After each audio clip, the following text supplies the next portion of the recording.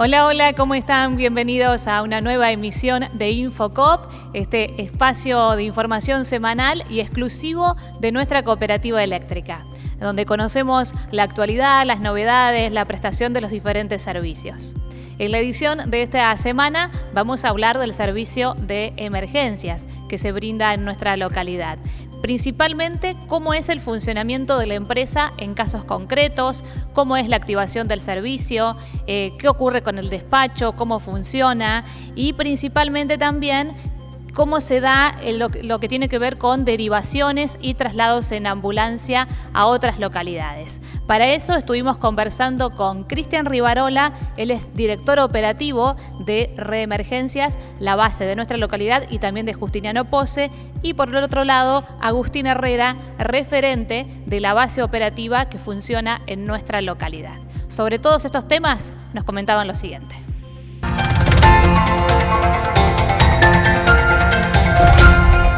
Bueno, en primera instancia se hace la activación del equipo médico a través del despacho, que ahora lo va a explicar Agustín en la otra parte de la nota. El criterio del paciente se aborda cuando el equipo médico ingresa al domicilio, toma contacto con el paciente, se hace la asistencia médica necesaria y el médico y el paramédico hace un diagnóstico presuntivo de esa persona, depende de la patología que tenga. En ese instante se decide si ese paciente necesita ser derivado, en este caso al hospital de Varillas o a la clínica, y el traslado se genera, como recién dije, por la patología del paciente. Depende de la gravedad o la complejidad del paciente. Si ese paciente tiene una patología que no es una patología de alta complejidad, que así lo clasificamos nosotros, solamente puede ser derivado con un equipo médico que consiste en chofer y enfermera, de acompañamiento para ir controlando los signos vitales de ese paciente. Y si el paciente tiene un caso de alta complejidad donde precisa asistencia médica y a su vez de la enfermera, se hace una tripulación triple donde va chofer, enfermera y médico y se deriva a un lugar de mayor complejidad. Todas las derivaciones se activan a través del despacho, el equipo médico le avisa al despacho que va a generar una derivación, el despacho se encarga de buscar la cama de ese paciente.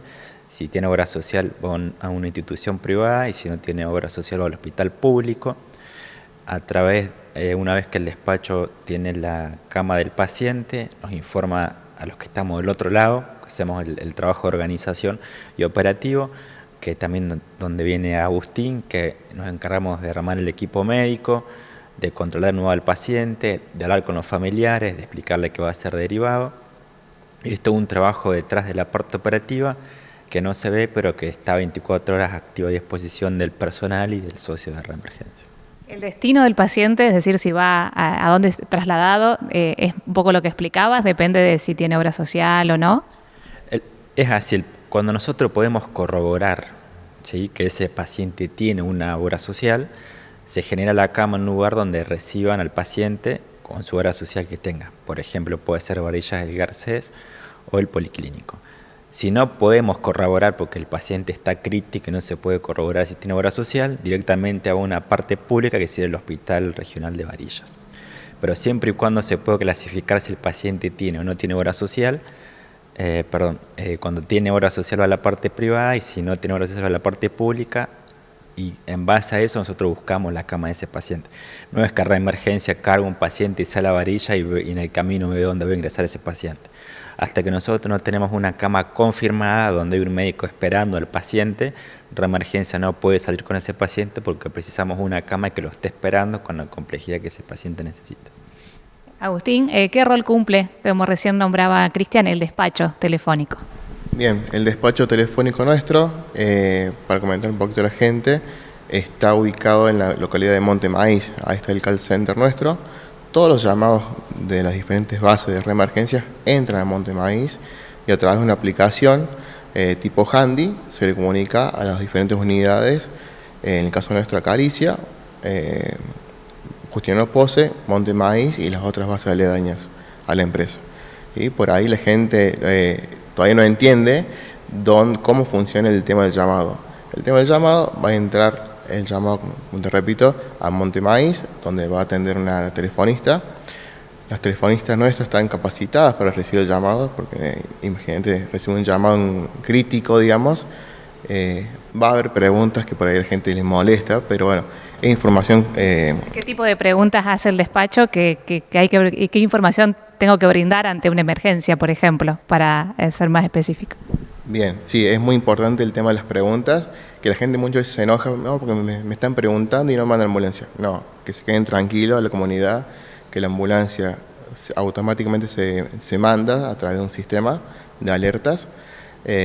Y una de las preguntas típicas es el nombre del paciente, qué está sucediendo en el lugar, porque hay gente que uno entiende en situación de nervios, mándame la ambulancia urgente. Bueno, pero ¿qué está pasando? Sí, eso es lo más importante de todos, de comunicar al central qué está pasando en el lugar. Por una cuestión de información y nosotros al abordar el lugar sabemos con qué nos vamos a encontrar. Aparte, como decía Cristian, si uno, por ejemplo, le pasa que una persona no responde, está inconsciente, uno ya está pensando en derivar el paciente, entonces atrás de esto viene la activación del equipo de traslado y demás. Para saber la gravedad y la clasificación de ustedes con qué se van a encontrar, justamente. Exactamente, uno de los motivos de las preguntas que hace la central telefónica es un tema de clasificación de llamadas, ¿sí? Porque no es lo mismo responder rápido a un dolor abdominal, a un accidente de tránsito, por ejemplo, ¿sí? Es por eso que se hacen las preguntas telefónicas y bueno, por ahí la gente lo toma mal, pero bueno, quiero llevar la tranquilidad a la gente que esas preguntas se hacen en base a un protocolo que tenemos. En todos los casos, los datos deben ser precisos, ¿verdad? En cuanto a direcciones, por ejemplo. Sí, las preguntas van a ser, ¿quién llama? Se le va a pedir un número telefónico nuevamente por si se llega a cortar la comunicación. Le van a preguntar qué está pasando en el lugar, la dirección exacta o en lo posible, lo mayor precisa, porque muchas veces pasa también que tanto en Alicia como en otras localidades vengan al lado de la casa de Juancito, ¿sí? Y por ahí, yo en Alicia estoy hace un tiempo ya, conozco, pero al principio era difícil eso, entonces siempre le pedimos la mayor información posible. ¿Cuál fue la estadística con respecto a estos temas del mes de julio? No sé quién. En el mes de julio, Reemergencia realizó 32 traslados, 31 a la ciudad de Varillas y 1 a la ciudad de Villa María, porque ese paciente precisaba otra complejidad. De esos 32 traslados, 20 fueron con médico, quiere decir que más del 50% de los traslados que realizó Reemergencia en el mes de julio fueron traslados de alta complejidad.